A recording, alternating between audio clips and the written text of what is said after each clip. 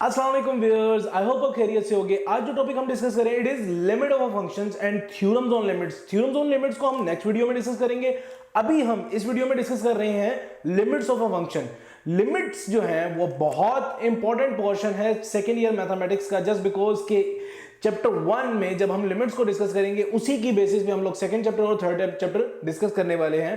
And the 6th chapter conics जो है वो भी इस पे डिपेंडेंट है काफी ज्यादा। सो लिमिट्स ऑफ अ फंक्शन समझना बहुत इंपॉर्टेंट है। So now moving towards limits of a function, सबसे पहले लिमिट्स की तरफ मूव करने से भी पहले हमें कुछ फ्रेजेस को समझना होगा जो कि बहुत इंपॉर्टेंट है in the discussion of limits.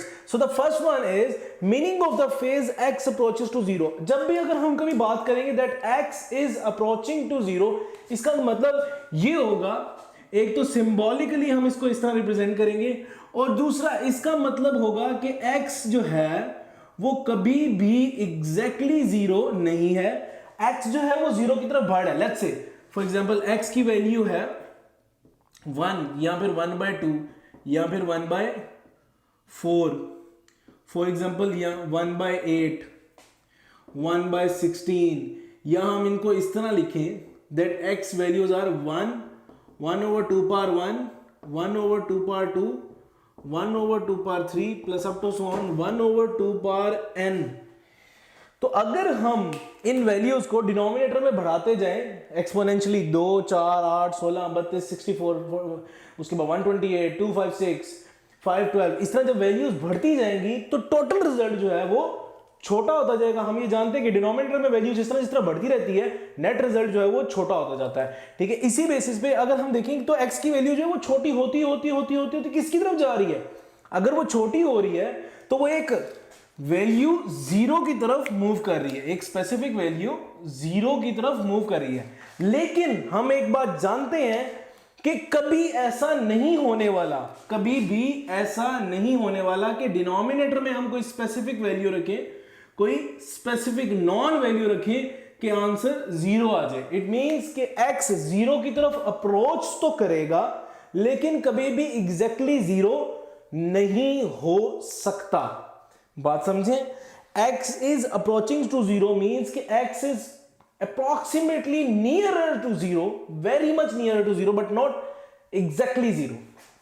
सो इसी तरह अगर हम सेकेंड फ्रेज को देखें x अप्रोचेस टू इंफिनिटी का क्या मतलब है? फॉर एग्जाम्पल हम लेते हैं 10 पावर 0 x की value which means it is 1, या फिर 10 पावर 1 लेते हैं विच इज 10, या फिर 10 पावर 2 जो कि हमें 100 देता है। इसी तरह अगर हम मूव करते 10 की पावर 50 लेते हैं तो इसका मतलब है कि 10 के साथ हमारे पास 50 जीरोज आएंगे विच मीन्स कि वैल्यू बहुत बड़ी होती जाएगी। अगर इसी तरह इसको बढ़ाते बढ़ाते हम लोग 10 रेज़ टू पावर n रखें और इतना बड़ा कर लें कि x की वैल्यू जो है वो एक्सपोनेंशियली बढ़ती इंफिनिटी की तरफ, मतलब बहुत बड़ी एकदम होना शुरू हो जाए, विच मीन्स कि x जो है वो एक्चुअली इंफिनिटी की तरफ, अनडिफाइंड वैल्यू की तरफ, एक्सट्रीमली बिगर वैल्यू की तरफ मूव करता जा रहा है। बट इसका कतई ये मतलब नहीं है कि x जो है वो इन्फिनिट हो गया, यानी कि अनडिफाइंड हो गया।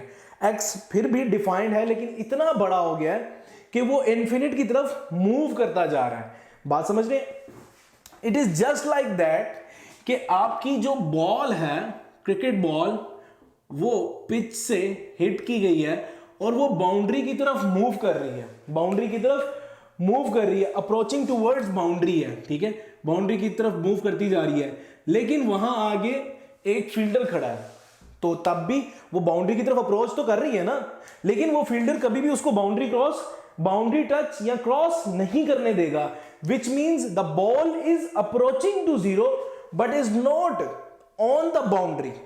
The ball is approaching to the boundary but not on the boundary. So this is the way कि x की वैल्यू जीरो की तरफ अप्रोच कर रही है, x की वैल्यू इंफिनिटी की तरफ अप्रोच कर रही है but not exactly undefined.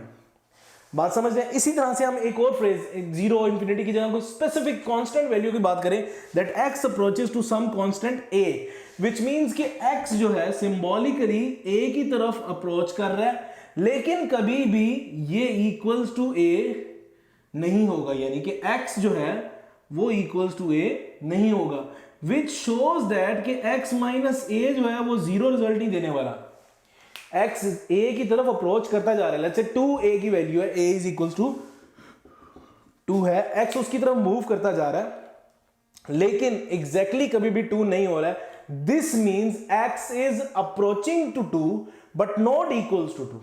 Same way में अगर हम x अप्रोचेस टू 0 बात कर रहे हैं तो x का मतलब, इसका मतलब है कि x 0 की तरफ अप्रोच कर रहा है। लेकिन अगर हम ऐसा कहते हैं कि x इज इक्वल्स टू 0 है तो इसका मतलब टोटली वैल्यू x की ही 0 है। Approaching case is not like equals to 0, it is moving towards that position. ठीक है, अब हम मूव करते हैं concept of limit of a function, कैसे लिमिट ऑफ अ फंक्शन को हम डिस्कस कर सकते हैं। ठीक है, जैसे कि नेक्स्ट टॉपिक हमारे पास है concept of a limit of a function. So हम लिमिट को समझने के लिए न्यूमेरिकल अप्रोच यूज करने लगे हैं। Let's say we have a function f of x is equals to x cube. ठीक है, अब हमारे पास इसकी लेफ्ट साइड पे f of x है, राइट साइड पे x क्यूब है। अगर मैं एक न्यूमेरिकल टेबल बना लूं, जो हम क्लास 9 से जानते हैं, किसी भी फंक्शन को ग्राफ पे ड्रॉ करने से पहले हम उसका टेबल ड्रॉ करते थे, तो सेम वे में मैंने एक न्यूमेरिकल टेबल बनाया for the value f of x is equal to x cube, और मैंने अप्रोचिंग डिस्कस की है टुवर्ड्स 2। अगर मैं x में वैल्यू पुट करता हूं 1.5 तो आई गॉट 3.375 x इसका क्यूब लेने से। इसी तरह 1.9 पुट करने पे 7.8806 आता है। 1.9999 पुट करने से 7.9988 आ रहा है हमारे पास। तो आप देख रहे हैं कि किसकी तरफ जा रहा है, नियरली इक्वल्स टू 2। क्योंकि मैंने exact value x is equal to 2 use नहीं की, इसलिए मेरे पास यहां पर 2 रिजल्ट में नहीं आया। इन अ सेम वे अगर मैं 2.5 से इस तरफ को आऊं 2 की तरफ पे, 2.5 पुट किया, 2.2 पुट किया, 2.01 पुट किया, 2.0001 पुट किया, तो 8.0012 आ रहा है। तो ये क्या बात बता रहा है कि जब मैं लेफ्ट साइड से यानी कि बिगर वैल्यू से टुवर्ड्स 2 आऊं या स्मॉलर वैल्यू से टुवर्ड्स 2 आऊं, तो मैं ये देख रहा हूं कि आउटपुट जो है वो टुवर्ड्स 8 मूव कर रही है। अगर मैं इसके ग्राफ को देखना चाहूं तो वो कुछ इस तरह की नेचर बता रहा होगा कि x की वैल्यू 1 2 3 4 5 लेट्स से, तो 1.5 यहां पर वो मुझे आउटपुट लेट्स से ये दे रहा है 2468 और 1 2 3 4 5। तो अगर मैं देखूं तो इनपुट 1 पे वो मुझे 1 आंसर देता है लेट्स से यहां पर, ठीक है, लेकिन इनपुट 1.5 पे मुझे 3.375 दे रहा है और वो यहां पर ले आया है। इसी तरह से 2 पे जो 8 आना है उससे पहले 1.9 पे लेट्स से वो मुझे दे रहा है 7.8806 समथिंग अप हियर, और अगर मैं और करीब जाता जाऊं तो मैं 8 के करीब होता जाऊंगा।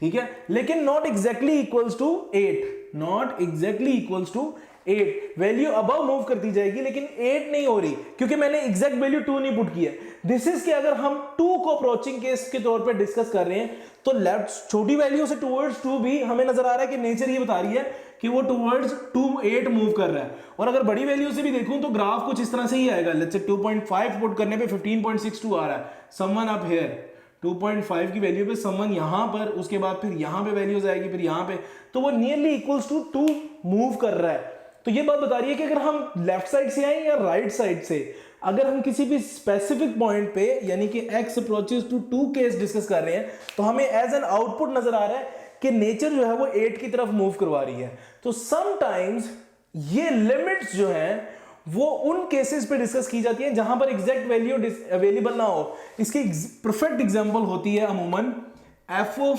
x is equals to 1/x। अगर मैं x अप्रोचेस टू 0 डिस्कस करता हूं तो यहां पर 1/0 फॉर्म बन जाती है विच इज अनडिफाइंड। तो अगर मुझे कोई कहे कि x इज इक्वल्स टू 0 यानी कि x इज इक्वल्स टू 0 पे मुझे इसका आंसर बताए तो मैं कहूंगा इसका तो आंसर एग्जिस्ट नहीं करता। बट दैट पर्सन जो कि लेमैन है, जिसको मैथमेटिक्स का इतना नहीं पता कि अनडिफाइंड भी कोई चीज होती है, वो कहेगा कि अगर आंसर एग्जिस्ट नहीं करता तो what you know about mathematics, then you will say कि यार एग्जैक्टली वैल्यू तो मैं नहीं बता सकता बट अप्रोचिंग केस के थ्रू मैं ये बता सकता हूं कि ये वैल्यू किस तरफ मूव कर रही है। जैसे 1/x पे आप फिर क्या करोगे, -2 पुट करोगे, -1 -0.5 -0.2 -0.1 और इधर से आप 3 2 1 0.5 0.2 0.1 पुट करते हुए 0 की तरफ आ रहे हो। यहां से भी और यहां से भी आप 0 की तरफ मूव कर रहे हो इस फंक्शन के लिए f of x is equal to 1/x के लिए। ठीक है, जब आप इसके तरफ इस तरह मूव करते जाओगे तो आपको नजर आ रहा होगा यहां पर एक स्पेसिफिक आउटपुट्स मिल रही होंगी। 2 को पुट करने पे -1/2, -1 पुट करने पे -1, -0.5 को पुट करने पे -2, तो वैल्यूज ऊपर की तरफ जा रही होंगी। अगर आप इसका ग्राफ देखें तो नेगेटिव वैल्यूज पुट करने से -2, -1, -0.5, लेट्स से ये इस तरह से है, -0.5, -1, -2 पुट करने पे आपको आंसर मिलता है -1/2, यानी कि y की वैल्यू -1/2, और वो यहां पर कहीं पे आती है, लेट्स से ये यहां, तो यहां पे -1 पुट करने पे y की वैल्यू -1, तो वो यहां पर आ जाती है। ठीक है, तो ये ग्राफ कुछ इस तरह से बन रहा है। ठीक है, इसी तरह से जब आप नेक्स्ट पॉजिटिव वैल्यूज पुट करना शुरू करते हैं तो ग्राफ कुछ इस तरह से बनना शुरू होता है। तो कहते हैं कि ये 0 की तरफ जब आएगा तो वैल्यू या तो बहुत छोटी होगी या बहुत बड़ी होगी, क्योंकि ग्राफ किस तरह मूव कर रहा है, ग्राफ जैसे जैसे वैल्यू को छोटा करते जा रहे हैं इस तरह मूव कर रहा है, और इधर भी जब वैल्यू को छोटा करते जा रहे हैं तो कुछ इस तरह मूव करता जा रहा है, जो इस बात को एक्सप्लेन कर रहा है कि जब हम 0 की तरफ अप्रोच करेंगे या तो वैल्यू बहुत बड़ी होगी या वैल्यू बहुत छोटी होगी, लेकिन एक चीज क्लियर है कि वैल्यू 0 के करीब करीब वाली नहीं होगी।